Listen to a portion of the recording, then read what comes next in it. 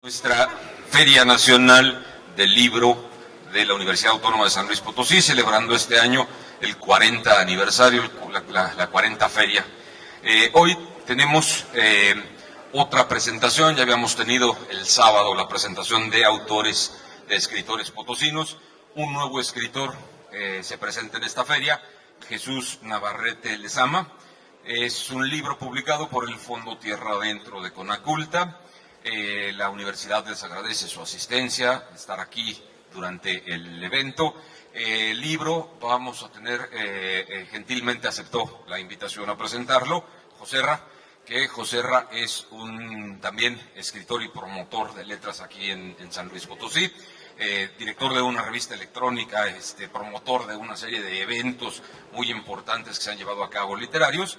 Él nos hará la presentación del libro. Después platicaremos con Jesús e iremos ahí pimponeando poco a poco sobre el libro Peces Muertos. Joserra, te pido que... Bueno, muchas gracias por la invitación a la presentación de Peces Muertos y a la Feria Nacional del Libro de la Universidad. Para mí es un momento de doble alegría esta presentación, primero porque tengo finalmente la oportunidad de conocer a Jesús, de quien solo había oído hablar muchísimo, y que el día que me lo alejo, que el día que me lo encontré su libro en la Educal, lo compré sin saber que luego sería invitado a la presentación por todo lo que había escuchado. Y la otra precisamente es porque el libro pertenezca al Fondo Editorial Tierra Adentro, sin duda el fondo editorial, la colección editorial más importante en México en cuanto a lo que se refiere de colección de escritura joven en el país, que este año cumple 20 de existencia, y ya pues, ¿cuántos? Más de 500 volúmenes en su colección, que también es la única colección de todas las que existen en México, cuando menos, que junta la mejor producción en todos los campos de la escritura menos uno. O sea, hay cuento, hay novela, hay ensayo, poesía y dramaturgia. Solamente les falta al fondo editorial incorporar el cómic o la novela gráfica para conseguir todos los registros de la escritura contemporánea. Pero me imagino que ahora con las becas que tiene el Conaculta al respecto van a salir pronto algunos ejemplos. Bueno, Peces Muertos, para ser un poco redundante, es uno de los títulos más recientes del fondo editorial Tierra Adentro. Es cuento y es de un autor cuando menos radicado en San Luis desde hace bastante tiempo, lo cual es un motivo de triple alegría. No es muy común que un autor nuestro se publique inmediatamente a nivel nacional, lo cual es siempre un éxito para su autor. Personalmente, y por eso estoy aquí presentándolo, el libro me ha cautivado, me ha fascinado por la rapidez y el esmero de cada uno de los 12 relatos que componen el volumen. 12 cuentos que a mi modo de ver podrían considerarse una especie de, no cosmogonía, pero sí una constelación. Las constelaciones desde la Tierra parece que son una colección de estrellas muy cercanas entre sí, que dibujan una imagen particular. En ese sentido, el libro podría entenderse así: 12 instantáneas muy cercanas en su tema, en su forma de abordar algunas consideraciones de la experiencia humana y de la vida, y que juntas constelarían el mapa o la imagen de algo en particular que al lector le puede llamar la atención, por ejemplo, la soledad como determinación de la existencia, que es uno de los temas que yo leo por ahí. Sin embargo, cuando uno se acerca a una constelación, ve también la lejanía de millones de años luz que hay entre esas estrellas. Y por lo tanto, con una lectura atenta al libro de Jesús Navarrete, podemos ver que a pesar de la pretendida cercanía que hay de un cuento a otro, de la elección temática vertebral que une a estos 12 relatos, las lejanías entre cada una de las experiencias narradas son igualmente importantes. Ninguna anécdota es igual a la anterior o a la que le sigue. Exploran otro carácter, probablemente de la misma temática, pero aunque sea en ese tenor, suficientemente alejados para mostrarnos otra faceta, otra cara de esa experiencia. Les decía, la lectura de los 12 cuentos de Peces Muertos me dejó a mí la impresión de que el tema preocupante, vertebral, el tema que va cosiendo, tejiendo los relatos podría ser el de la soledad como el inicio y el fin de toda la vida.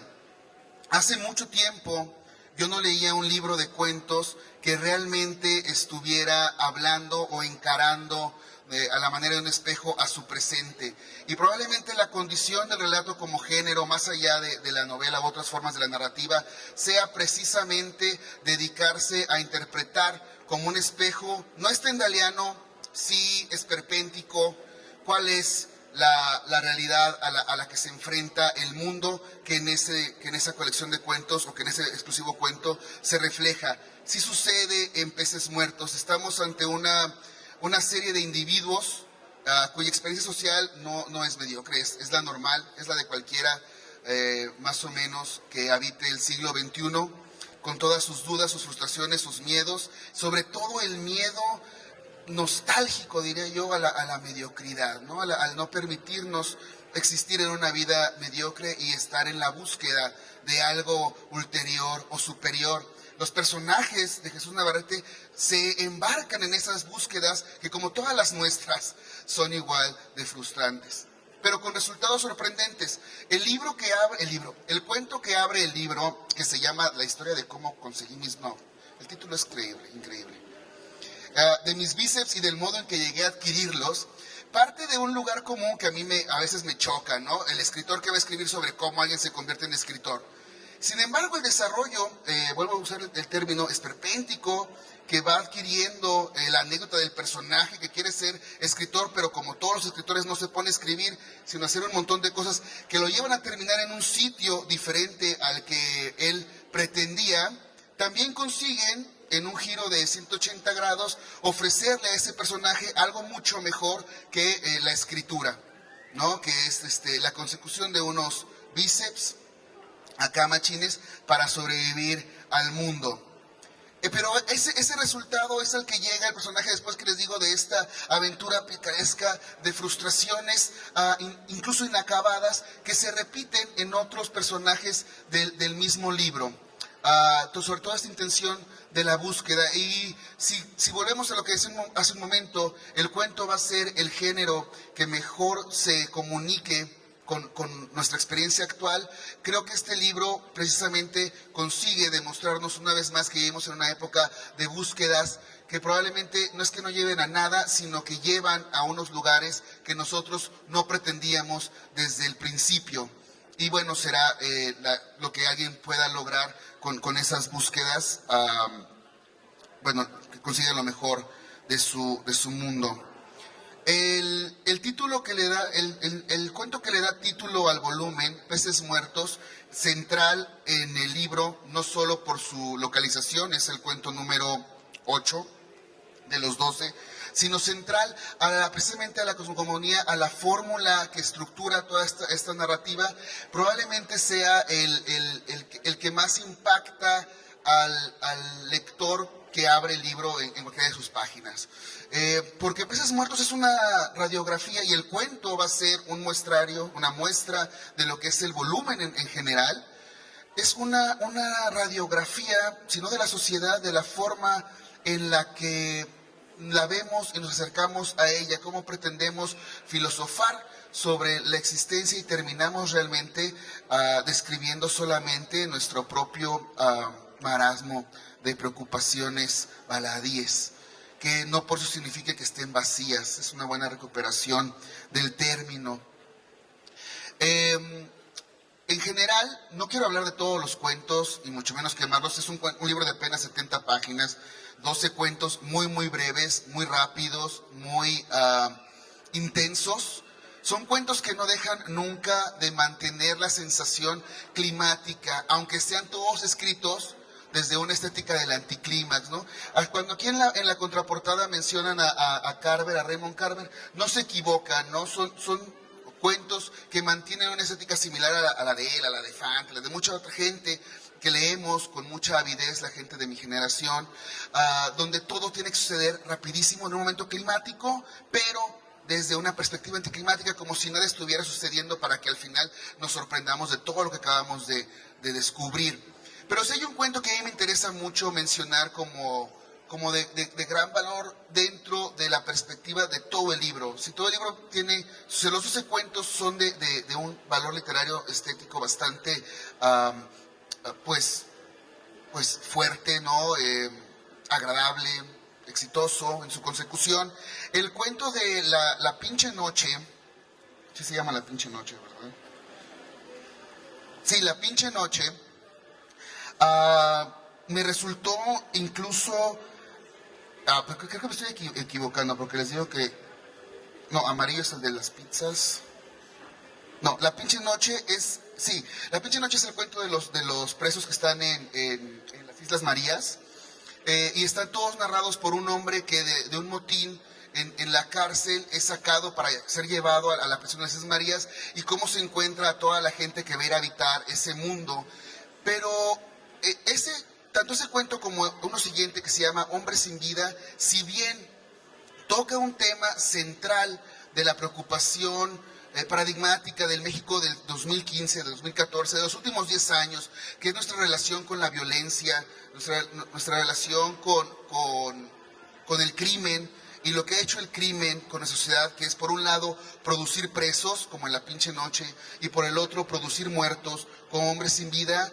Aquí el relato de la violencia no está escrito, y esto es original, bastante original para el momento que vivimos en las letras mexicanas, no está escrito desde el registro de la anécdota de aventuras de un hombre que va a enfrentarse al sicariato o a vencer al sistema o va a reproducir la cadena de muerte, sino simplemente como una narración de testigo que va mencionando, a veces con bastante frialdad, no importa desde el código lingüístico, desde el que lo haga, ya sea muy popular como en La pinche noche, o más distanciado como en Hombres sin Vida, pero desde el registro, desde el código del registro, de la colección de rostros, de anécdotas, de formas, a las que todos estamos ya acostumbrados y contra las que ya no podemos ni queremos tal vez hacer nada, simplemente el relato de lo que está ahí. Eso a mí me sorprendió porque, bueno, desde mi experiencia lectora no estoy acostumbrado a enfrentarme a esta manera de abordar estos temas.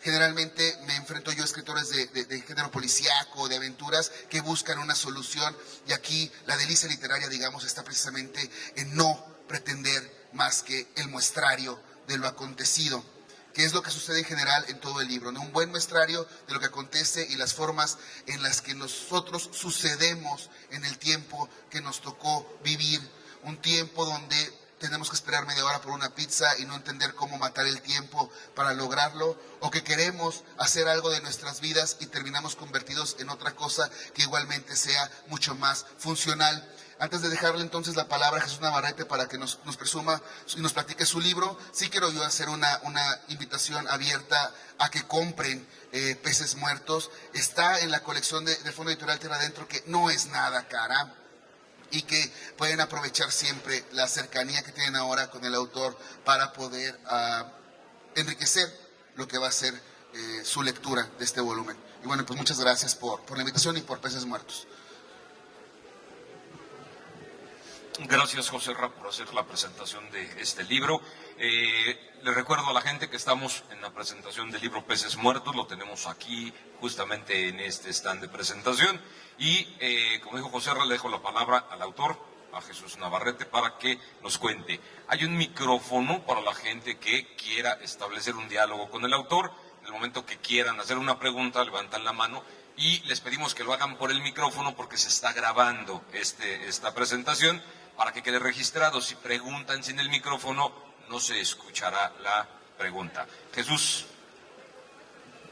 Pues buenas tardes, muchas gracias a la universidad por la invitación a esta Feria Nacional del Libro, muchas gracias a Óscar Montero y a José Ra Ortiz por la presentación, gracias sobre todo a José Ra Ortiz porque estoy pues gratamente sorprendido por lo que él leyó en el libro, ¿no?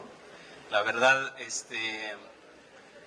uno se plantea la necesidad de escribir, o se plantea la tarea de escribir. En muchos de los casos podría uno proyectarse un objetivo, en otros simplemente conseguirlo, ¿no? A fuerza de trabajar todos los días y no desdeñar ninguna clase de escritura. Y lo digo precisamente por lo que mencionaba él al final de su presentación acerca de dos relatos en particular, que son La pinche noche y Hombre sin vida, que son dos relatos que un poco marcan una cierta diferencia con los otros, ¿no? en la técnica narrativa, en el manejo del lenguaje y todo eso. Sobre todo me gusta o quiero referirme un poco a Hombre sin vida porque para mí era una oportunidad para resaltar lo seco del lenguaje periodístico a la hora de, o sea, del lenguaje, hablo del lenguaje periodístico informativo, ¿no? O sea, meramente informativo, el noticioso, ¿no? Que es parece totalmente vacío y que sin embargo siempre nos da o nos regala una pequeña metáfora, ¿no? Todo el lenguaje es metafórico, ¿no? Pero a final de cuentas aquí, a veces en el lenguaje periodístico que nosotros desdeñamos, en el lenguaje periodístico de la nota roja, que es el lenguaje periodístico del lugar común, y lo peor que uno pueda leer, a veces dicen, ¿no? Los que deploran los periódicos amarillistas, pero siempre ahí vamos a encontrar algo no sé, una visión que a veces no todos entendemos ni todos recuperamos, ¿no? Entonces, esa era la intención que tenía por lo menos en ese relato. Pero hablando en general del libro, lo que diría yo que era mi preocupación a la hora de escribir esos cuentos, sin darme cuenta y aún dándome cuenta en otros casos, en el caso de cada uno de los relatos, mi preocupación era plantear la necesidad que todos tenemos, independientemente de nuestro nivel intelectual o de cualquier categoría humana a la que podamos responder, era la necesidad o la importancia de contar historias, ¿no? Que está dicha desde muchas perspectivas, pero no está nunca considerada como si, o más bien siempre está considerada como si de lo que se tratara es de contar cosas realmente muy importantes o muy trascendentes, cuando en realidad todos necesitamos contar algo para poder sobrevivir, ¿no? O sea, para poder decir que estamos aquí, ¿no? O sea, todos necesitamos una historia, construir una historia a nuestro alrededor. Entonces esa era para mí la preocupación que a final de cuentas resulta en cada uno de los relatos. Y yo me percato de ello al principio o al final, tal vez en un punto intermedio de la construcción del libro, ¿no? O sea, a final de cuentas el trabajo de la escritura para mí es simplemente ese, ¿no? Y encontrar a partir de la escritura, ¿no? Quisiera leerles algún relato, no sé si debiera leer alguno de los... no, está bien, gracias. No sé si debiera leer alguno de los más breves o uno más bien largo.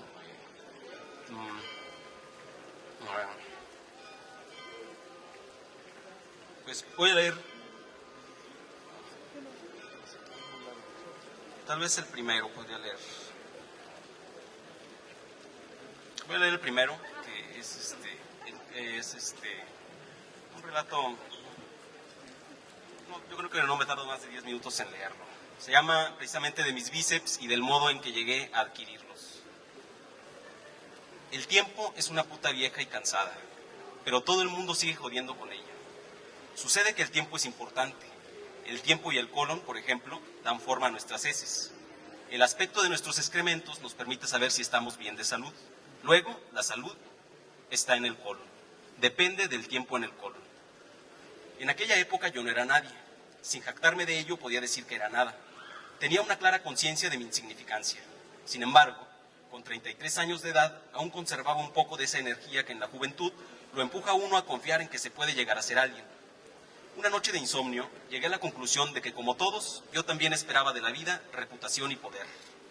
Resolví que para conseguirlo iba a convertirme en un escritor, ya que ninguna otra actividad me parecía apropiada para escalar una posición.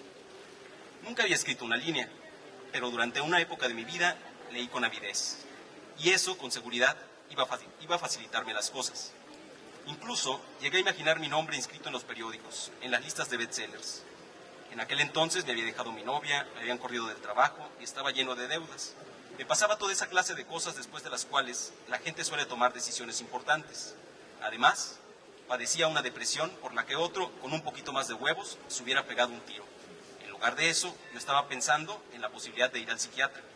Pasaba las tardes reflexionando acerca de lo que me convendría más, los fármacos del psiquiatra o el placebo de las charlas con un psicoanalista, hasta que descubrí que la mejor solución era escribir. Los escritores se burlan a sus anchas de los psiquiatras y de quienes van al psiquiatra. Por fin, después de muchos años, aquella noche volví a hacer planes. Me puse a soñar despierto con el futuro.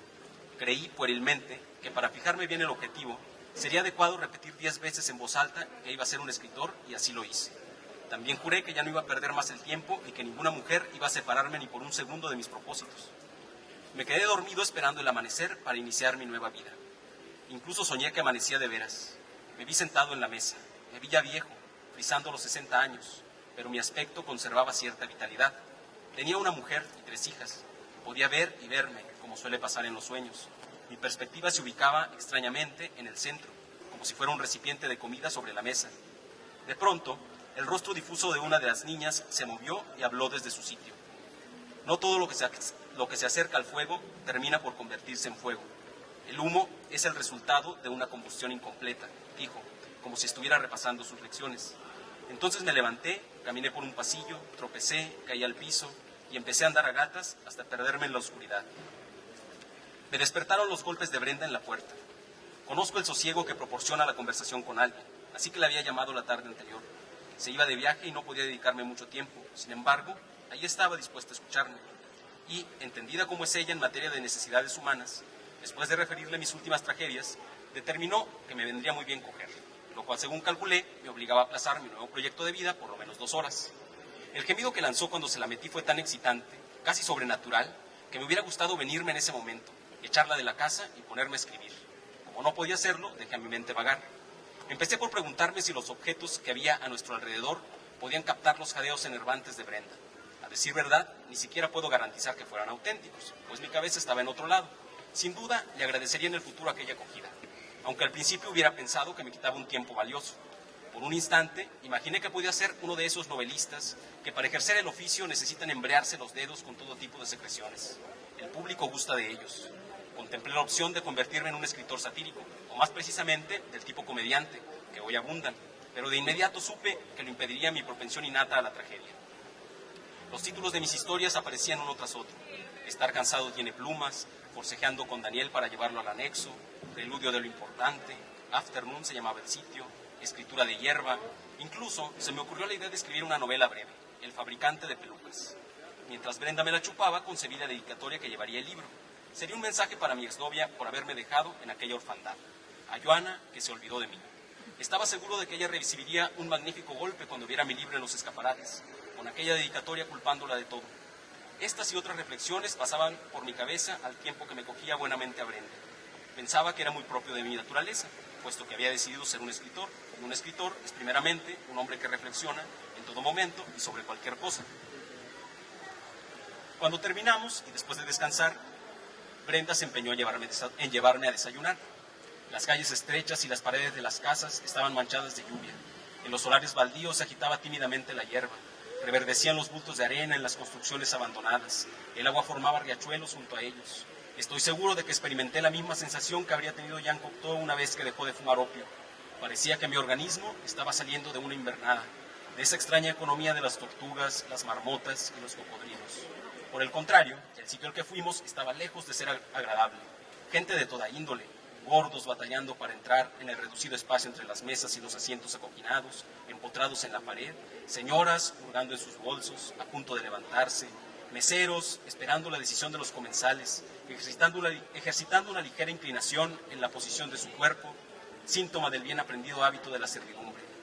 Tuve el deseo de escribir un relato en el que los involucrados miraran complacidos una atrocidad.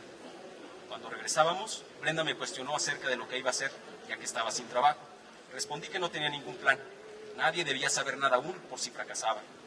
Una vez en mi casa se despidió de mí y quedé solo otra vez.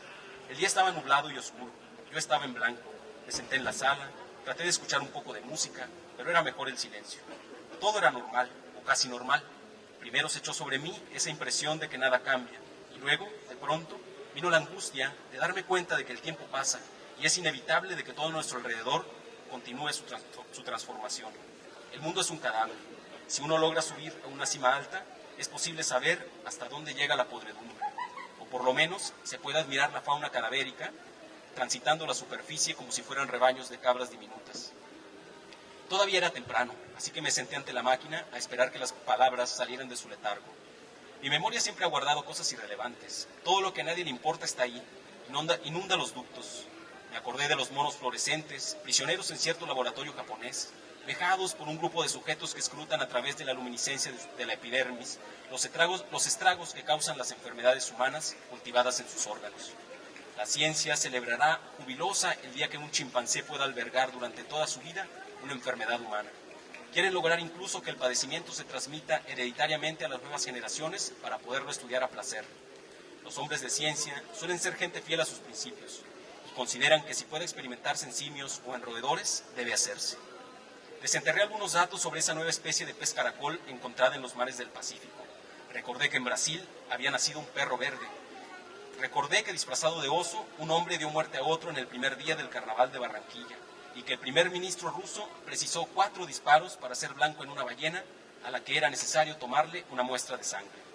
Pero nada de eso me inspiraba a decir algo, y un escritor debe tener algo que decir, aunque la mayoría, en realidad, escriban solo porque quieren decir algo.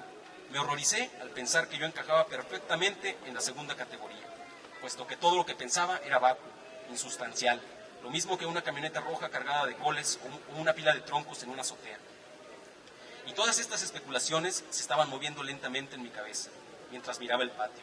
Tampoco había nada ahí, basura pequeña y polvo, levantado por el aire frío, dorado por el sol inocuo del invierno. Solo una pequeña pila de tabiques en la superficie estéril de concreto, a la que nadie habría prestado mayor atención. 2 escarabajos se apareaban en uno de sus bordes. Se estaba haciendo tarde. Aún así, volví al sofá y me quedé quieto, esperando. Todo lo inundaba ese ruido sordo, de borrasca lejana, que hay en las ciudades. El tedio me dominaba de nuevo. La sensación iba cambiando lentamente de forma. Ira, desasosiego. El escritor o es memoria o es nada, dicen. En ese caso, yo hubiera querido ser aquel tipo en Canadá, a quien después de diversos tratamientos y varias opiniones médicas, le dijeron que para que bajara de peso no quedaba otra opción que intervenir quirúrgicamente cierta zona del hipotálamo, con el fin de reducirle el apetito. Y ahí estaban los doctores, estimulándole el hipotálamo, cuando de pronto los recuerdos empezaron a golparse en la cabeza del hombre y luego a escurrir sin freno, nítidos como en una película. La charla con una amiga suya, un parque, cosas de hace 20 años y poco menos. Bastaba seguir un recuerdo para que éste cobrara su orden. El único problema fue que no alcanzó a entender muy bien de lo que hablaban.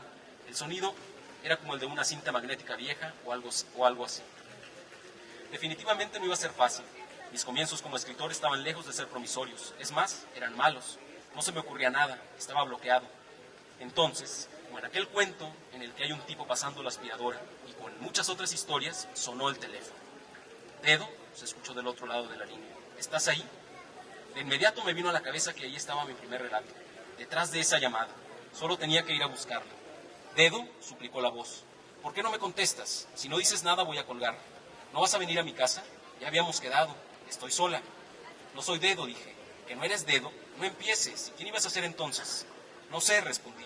Pero si quieres puedo ir a tu casa y lo averiguamos. ¿Quieres jugar, Dedo? No me gusta jugar. ¿Ya ves? Entonces si eres Dedo. ¿Cómo te llamas? Clarisa, dijo. Dame la dirección. Tomé la nota y colgué. Llegué con tiempo. Ahí me sobraba. Qué curioso. Me dispuse a esperar. Después de un rato bajé del auto y fui hasta una tienda cercana a comprar el periódico. Un incendio forestal en el norte de Colorado había dejado intacta la cancha de tenis de un parque. En mi ciudad de origen, una familia se quedó sin hogar cuando la casa que habitaban fue alcanzada por el fuego originado en una fábrica de colchones. Parecía temporada de incendios. En Bolivia habían aprendido a un menonita mexicano por darle candela a un pastizal. Cuando regresé al sitio, había una chica sentada en la puerta de una casa. Subí al auto y pasé de largo. Di una vuelta a la cuadra y me estacioné en un lugar desde donde podría observar mejor sus movimientos. Ella miraba el reloj y volteaba hacia la derecha. Luego llegó un tipo. Usaron algunas palabras y entraron. Supuse que era Dedo. Yo no tenía nada que hacer, así que seguí esperando a ver si pasaba algo. Un carro se estacionó delante de la casa. Se apeó una pareja. Los papás, pensé. Eran viejos y gordos. Empezaron a bajar paquetes. Hablaban. Me acerqué a ellos. Guardaron silencio. Buenas tardes, les dije. El hombre me miró con desconfianza. Tal vez pensó que escondía un arma, pues yo llevaba el periódico doblado en la mano izquierda. La vieja terminó de acomodar los paquetes en la entrada. Estoy buscando una calle. Pues por nosotros no se detenga, dijo la señora, cuyo rostro hasta entonces me había parecido amigable. Me encendí. ¿Sabe usted que su hija está allá adentro cogiendo con su novio dedo y que yo trato de entretenerla para evitar el espectáculo de verlos revolcándose en su sala? Nunca creí que hubiera sido capaz de decir aquello. Era absurdo. Yo ni siquiera sabía lo que Dedo y Clarice estaban haciendo, pero ya lo había dicho. La señora trastabilló. El viejo me miró extrañado. Llamaré a la policía, dijo, y entró en la casa con la mujer tras él. Quise detenerla, hablarle, pero en lugar de eso la seguí. Al abrir la puerta vimos a Clarisa recostada en el sofá con las piernas abiertas, lista para recibir a Dedo. Entonces la señora giró sobre mí. Yo cerré la puerta y me llevé la mano atrás como si fuera a sacar un arma. La vieja retrocedió. Se recargó en su marido y apretó contra la barriga el jarrón que había tomado con la intención de golpearme. Señora, siéntese, cálmese, le dije. Avanzó con temor, al lado de su marido. Dedo y Clarisa ya estaban parados, desnudos, muy juntos en medio de la sala. No supe cómo pasó. De pronto el viejo tenía un arma de verdad y me apuntaba. Me arrojé sobre él, y mientras forcejeábamos, la vieja aprovechó para golpearme con el jarrón en la cabeza. Cuando desperté, me tenían atado a una silla. Dedo y Clarisa se miraban avergonzados en uno de los sofás de la sala. Ya vienen para acá, dijo la vieja colgando el teléfono. Quería decir algo, pero las palabras eran obesos poliedros chocando entre sí en mi garganta. Tenían el televisor encendido. 10 enanos rodaban por el escenario. Parecían perros amaestrados. En cierto momento se colocaron en fila, muy juntos, y se dejaron caer hacia atrás. Una vez sentados, dieron un medio giro hasta quedar encaramados uno sobre otro, simulando un enorme gusano. Las nalgas de cada uno semejaban protuberancias en el lomo de la bestia. Dieron varias vueltas alrededor de un gordo que hacía malabares. Cuando llegó la policía, la vieja les dijo que me había metido a la fuerza a su casa con el propósito de matar a su marido, y que de no ser por ella, quién sabe cuál hubiera sido el desenlace de aquel episodio.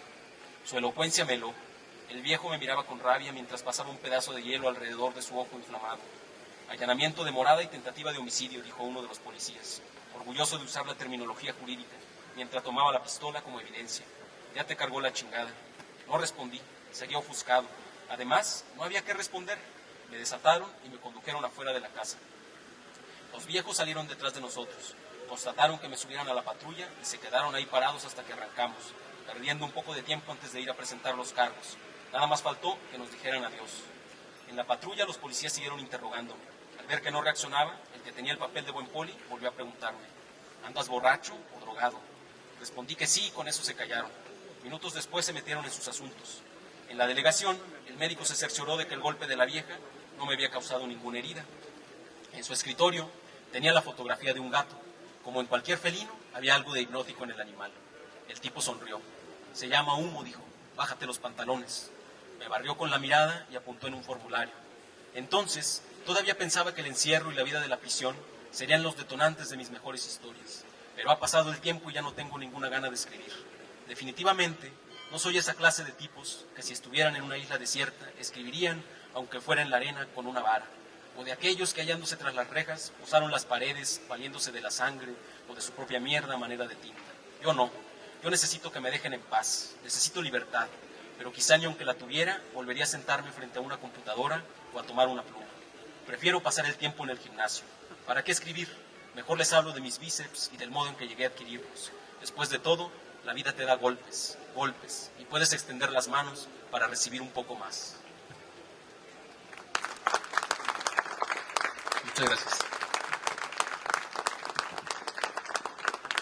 No sé si tengan algún comentario o alguna pregunta.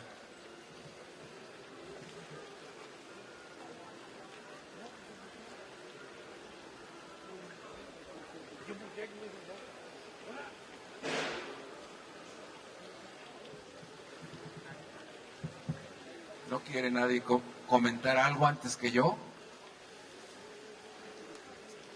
Antes que nada, quiero pedirte mil disculpas por lo que voy a comentar. ¿Estamos de acuerdo? Claro. Me supongo que esta es una obra literaria. ¿Estamos de acuerdo? Es una obra literaria, ¿sí o no? Sí. Criticar es aplicar los principios de la sana razón y el buen sentido en cualquier obra literaria. No se debe de confundir la crítica con la censura, mucho menos la inventiva, que es apasionada y violenta. Entonces está mal cuando una persona dice: lo voy a criticar. No, te voy a censurar porque es obra literaria. Primero, en una piñata le dicen al niño o a la persona: toma el palo para que rompas la piñata. No, está correcto que dice. Se dice: coge el palo para que rompas la piñata. Ante esa premisa menor, estás usando un término como siempre lo han usado equivocadamente. El hombre no coge a la mujer es la que se coge a los hombres. ¿Por qué? Porque la vagina de la mujer hace la acción de coger algo. Entonces los hombres están equivocados. Yo me cogí a esa muchacha. Están equivocados. Las mujeres son las que se cogen a los hombres. Por favor, tienes una equivocación ahí. Una cosa más te voy a preguntar. ¿Eres de Alvarado, Veracruz? Con eso me quedo. La primera pregunta que voy a responder es que no soy de Alvarado, Veracruz. Y la segunda es que me parece interesante su corrección, la corrección que me hace por lo menos a la hora de usar el término. Pero al respecto tendría solamente que precisar que el uso del lenguaje, o más bien siempre el significado de todas las palabras está dictado por el uso del lenguaje.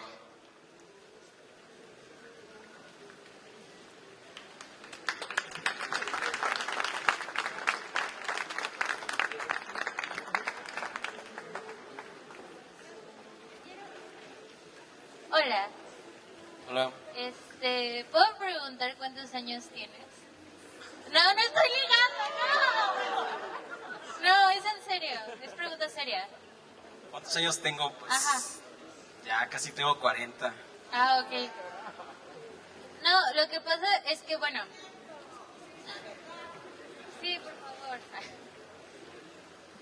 La verdad es muy relativa. Bueno, no importa, no es tan importante. Sino, más bien lo que yo quería comentar iba por el sentido de que, pues te ves joven, ¿no? Y yo quería preguntar, ¿qué tan difícil es para uno como joven poder publicar algo de su obra? ¿Qué tan difícil fue el proceso de que lo que tú escribes llevara a una editorial y de ahí fuera publicado? No sé si para los jóvenes solamente, yo creo que para cualquier persona que escriba siempre va a enfrentar alguna dificultad, ¿no? A la hora de publicar su obra o lo que escriba, ¿no? Siempre, digo, todos si conocemos la biografía de muchos escritores, todos estuvieron por ahí con sus libros bajo el brazo y se los rechazaron 1000 veces y todo. Entonces, pues sí, seguramente es algo complicado, pero también pues no hacen falta oportunidades. Digo, yo creo que hace rato lo comentaba en una entrevista que me hicieron en la radio, lo importante es pues escribir, ¿no? Y tener el ánimo y la fuerza para escribir. O sea, si uno puede, lo que agradezco solamente es poder escribir, ¿no?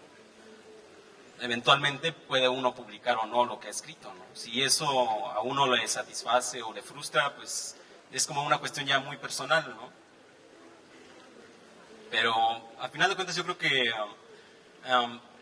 yendo más en el sentido de tu pregunta, yo creo que sí hay muchas oportunidades ahora, por lo menos hay muchas oportunidades para que los jóvenes puedan publicar lo que están escribiendo.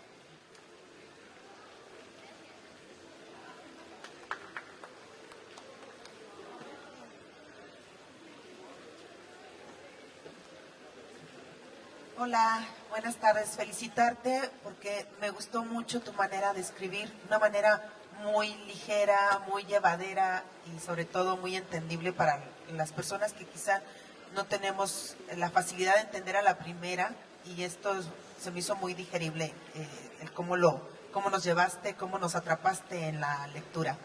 Por otro lado, preguntarte, ¿tu formación académica? Yo estudié en la Universidad Autónoma, estudié Ciencias de la Comunicación.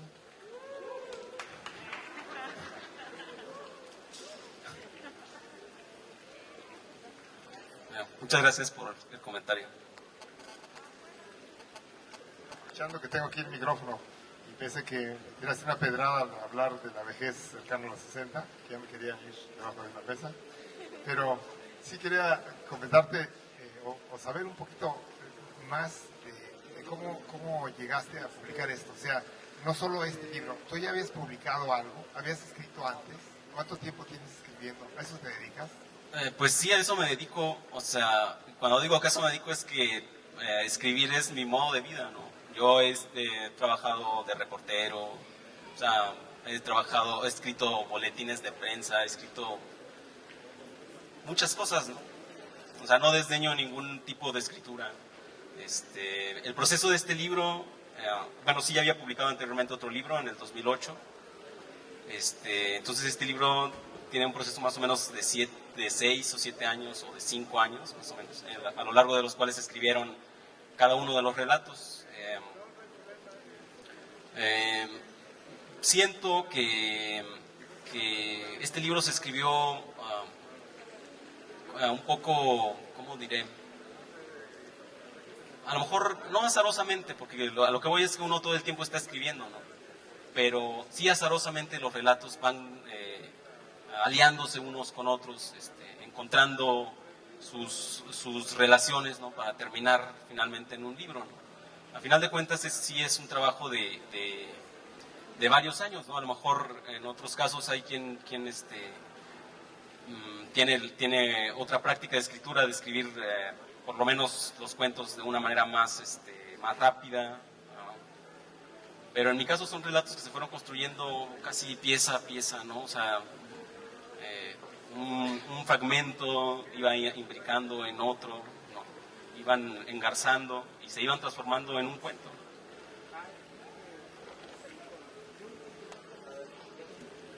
Yo quiero preguntarte, ¿en qué escribes? ¿En papel o ya directamente en la computadora? ¿Cuándo te hace el tiempo? Pues no, yo escribo ya directamente en la computadora. De repente escribo en papel notas, pero siempre las pierdo. Entonces, mejor escribir en la computadora y ya siempre también pierdo cosas, pero después ya ni me acuerdo lo que perdí, así que no me importa mucho. Pero sí he llegado a perder algunas cosas, ¿no? Por que pierdo una memoria USB.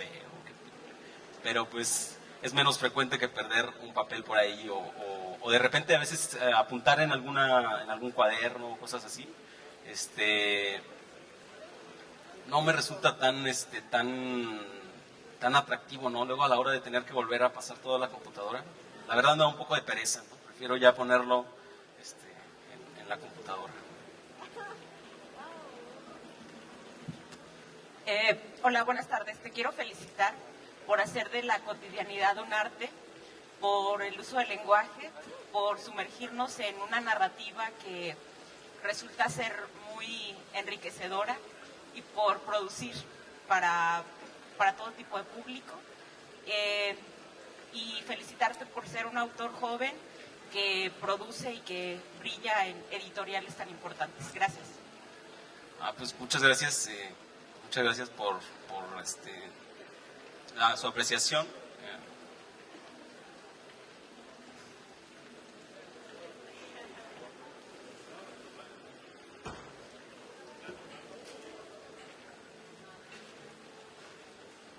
Hola, buenas tardes.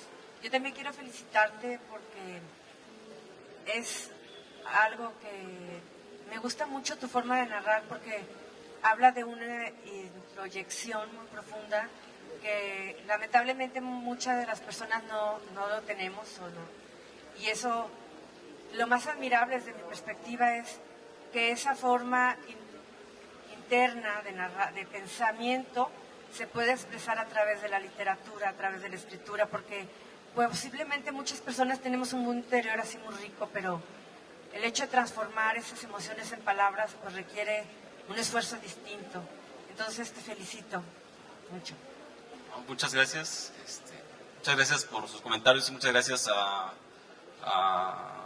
pues de alguna manera a todas las personas que han tenido que ver en la escritura de este libro, que han aportado algo para la escritura de este libro, que han sido en realidad este libro es en parte a mucha gente, es en parte gracias a mucha gente que conozco, ¿no? Desde los cuentos hasta su publicación, hasta la voluntad para escribir.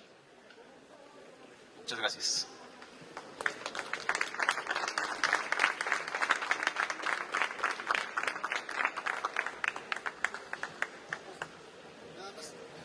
Nada más recordarles que el libro está aquí a la venta y vale